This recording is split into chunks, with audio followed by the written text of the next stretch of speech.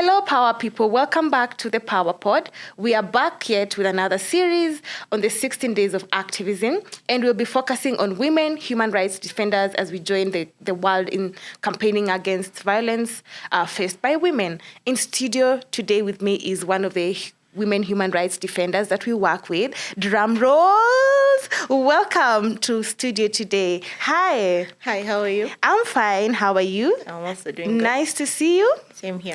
So tell us a bit about yourself. Who are you? What do you do? My name is Wambui Okello. I'm a human rights defender from Githurai Social Justice Center. I'm a gender champion, environmentalist, and a daughter of the Most High God. Aha. Yes. We are happy to have you in studio, daughter of the Most High God. Happy to be here. And so today we are going to discuss more about the 16 days of activism, and we are going to focus particularly on women human rights defenders. And why we are doing this is because one of the objectives under the women under the 16 days of activism specifically focuses on protection mechanisms against women human rights defenders. And so tell us a bit about, the 16 days of activism. What is it? Why do we, have campaigns during this period? The 16 days of activism was initiated in 1991 by the Global Women Leadership Summit in 1991 to eliminate violence against women.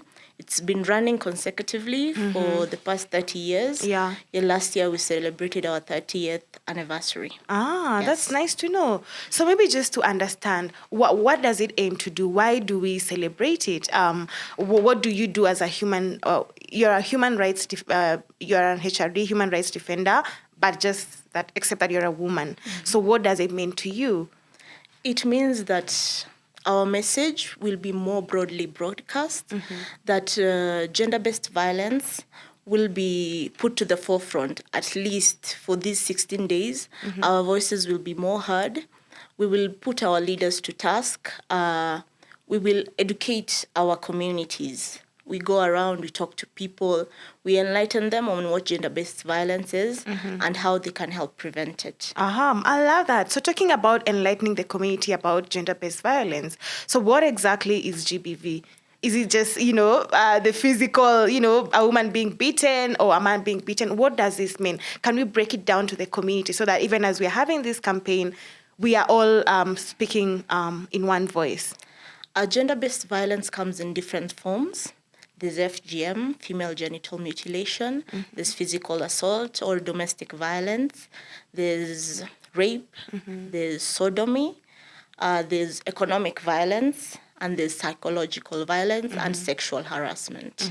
Yes. So during this period, what exactly are you doing with community members around the 16 days of activism, just to ensure that they tap, or rather they are able to benefit or speak in one voice? We usually have community dialogues where we bring our office bearers, people who we can hold to account, people who will help our voices be more heard within the government. We bring our leaders within the community itself and also our communities. We bring them in, have a conversation. We have realized that mostly gender-based violence is tolerated because it has been accepted within the society. So once you tell them that this is wrong, you show them that this is not what is supposed to be this is not what's supposed to be going on, they start to change their mindset. So it starts within the community itself. Yes. And what has your experience been like over the years? How have people been responding to this campaign? Is it just a one-day thing where, people, sometimes we are very funny as human beings. Sometimes we just join something because we want to be seen, we want to do it. So as a community, what have you been doing to ensure that even after the campaign, you guys are still able to preach, about GBV, protection mechanisms, how can we support women? And also, GBV is not just for women alone. Men also face GBV, yeah? So how do you handle that? Within our center, I am a gender desk officer. So mostly cases of GBV are reported to either me or my colleague. So we help these victims. We take them through the legal mechanisms, if they need safe houses, if they need to go to hospitals, psychosocial support. We also try to bring our police we try to bring our police on board so that we educate them. So that when someone goes to report, they're not ostracized or stigmatized because of what they're saying. And we also try to, since we've started with the campaign, we have seen the number of cases at least going down. Yeah. The community members know where they can go to seek for help and the ways that they can channel their issues. Yes. And so how is the reception by say the people duty bearers? Do you get help when you go there? Do they respond to your needs? Are you sometimes I hear stories of like, oh, you were beaten because you deserve it. Or, so how is it like when you go to report? Before we started this campaign, GBV had been normalized, but now when a case goes to them, they'll refer them to us because they know that we can help them find redress, whether be it through the court system or with whatever else they need. They know that they can find us within our space. Yes. So you work in synergy with them? Yes. Uh-huh. We have tried to bring that communication to be as streamlined as possible so that they know that we are not an enemy unto them. Yeah. We are friends. We try to work towards the same goal. Yes. And so it's very interesting that in this year's objectives, the UN has an objective particularly focusing on women human rights defenders. And, it's interesting because as we're thinking about gender-based violence, we particularly just focus on mainly women and girls. But then also sometimes men, of late people are also talking about men, but now particularly women human rights defenders. So even to begin with, now who is a HRD? Because I believe most people are wondering, who are these women human rights defenders? So who is a HRD? A HRD is someone who advocates for your rights. I'd say I'm more focused towards women because that's my area of expertise. I try to enlighten the community on their rights and what it is that they can do to put the duty bearers to task, to bring more resources down to their level, to challenge the government to do what they had promised to their citizenry. Oh, that's very interesting. And the fact that, the UN, one of the UN objectives is here, just focus on women human rights defenders. It means there is a problem, yeah? So why women human rights defenders? Is it that men human rights defenders don't face the same challenges? Is it that it's only women who go through challenges while at work? So why women human rights defenders? We live in a very patriarchal society where the voice of the women is very... I knew we cannot escape that. Yeah. So as for us, we do not conform to what is generally associated with women because we speak out, we are loud, we go to demonstrations. We do not let ourselves be marginalized.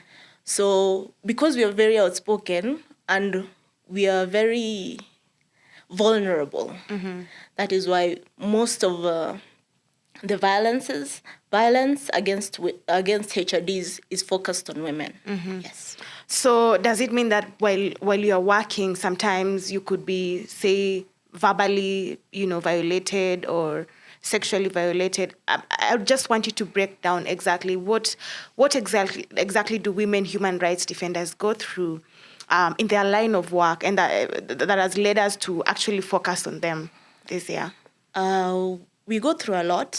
You are marginalized, stigmatized by the society, so that even when public participation happens, when you start to speak, you are booed down so that your opinion will not be heard.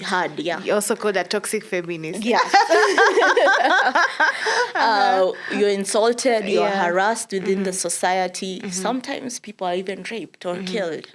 So I think it is because we are more vulnerable that the society has come to think that they can get a lot. They can get away with a lot of things because we are women. Yes. And it's so sad. As you're just talking, I'm being reminded of a number of women human rights defenders who passed away. And the worst part is that they are killed, but then they are accused of, you remember, I don't know, I don't remember her name, but... The one who was from accused. Dandora. I know, yeah. Yes. And it's really Carol sad. Mother. Yeah, Carol Mother, may she rest in peace. It's really sad that, women have to go through that in their line of work. And the worst part is that they're actually advocating for human rights. Yes. It's not that they're doing something wrong. So even as we kick off this campaign, as we kick off this global campaign, what would you advise people to do? What would we focus on? How can we come together and voice out issues, facing women human rights defenders? We can come through. There's so many different ways that people can volunteer their time. You can volunteer your time, your expertise. For example, if you're into graphics, you can come up with an online poster. You can talk to your friends, your family, because most of these how do I say this? Most of these misconceptions start within the family. Yes. You grow up with them. So we should start from the family unit within itself so that people can talk and air out their issues. You can volunteer your time. You can, go and research GBV, what it is, what it entails. Talk to people outside. We do demonstrations within the 16 days. Okay. We do demonstrations. We try to enlighten people. We do social media campaigns. Go, talk, like our pages, like the messages that we try to get across. Yes. Okay, that's very interesting, and thank you for highlighting that. But also, we know that the government is a very key player in, implementing some of these things, just the policies and the frameworks that exist, for GBV. But then is there a way, or are there strategies that you're using to work together with the government? Because, if you leave them out, they're the implementers of the constitution, the existing legal frameworks. So how are you partnering with them to ensure that you're speaking one voice so that it doesn't look like the communities on their own, civil society are on their own, the government is on their own? How can we synergize and work together to ensure that we try to use advocacy most of the time to get our policies across. You bring about with the 2/3 gender rule. We thought that female representation within the parliament would grow, but as of late, even though with all the promises. So we try to bring our members of parliament on board, send our petitions out, try to see if they would be able to channel our ideas of what our society should look like. And what's their response like? Particularly, I know there's a group on women in parliament. What is their response like? Are they, working with you? Are they, sometimes waheshimiwas can be hard to deal with, yeah? Very hard. But we try their response is very positive, but when it comes to their male colleagues, because they have a majority, passing legislation can be a bit of a challenge. But we try to change their mindsets. Sit down with them, talk to them, have a dialogue with them, show them the implications of what GBV is. Yes. Yeah, and you see, when you're just talking, I'm also being reminded, there's this, I don't want to mention, but there's this occurrence that happened recently in Parliament where an MP, when they were vetting the cabinets, he said that, you know what he said? He said that probably the lady failed the interview because he was in his period. For me, that is verbal violence, yeah? And it's really, it's sad to know that people still think that way. But then I think it's, as you're saying, it's very important to even create awareness, not just among the community, but also even our leaders, particularly male leaders, so that they're able to understand the importance of this. Yeah. Because once they understand it, they'll be able to advocate for it. Yes. We try to, if we have dialogues, our mheshimiwas, our MCAs, our MPs, we send out invitations so that they can come and listen to their citizenry talk and try to put their ideas forward. Yeah. Okay, so even as we start this campaign, Okello, you've kickstarted this campaign for us. What would you tell the people? Because we're starting the campaign, what would you tell the people as we start this campaign? I would tell them to try to broaden their horizons intellectually. Sit down, Google what GBV is, what it entails, the long-term effects, because people think of the immediate effects, but there are long-term effects, both psychologically and economically, because some people are not even able to work after such an occurrence has happened to them. Yeah. And it brings down the GDP of the country. Yeah. So it also impacts our economic growth. Yes. Yeah. Thank you so much for that. So back to our listeners, thank you so much for joining us. We were happy to have you in studio today, Okello. And so as we wind up today, I want to invite all of you to join us as we start this campaign on the 16 days of activism, particularly focusing on women human rights defenders. If we all speak, then we are able to save lives. Until next time, kindly look out for our next episode through our social media platforms at PAWA 254. See you then. Goodbye.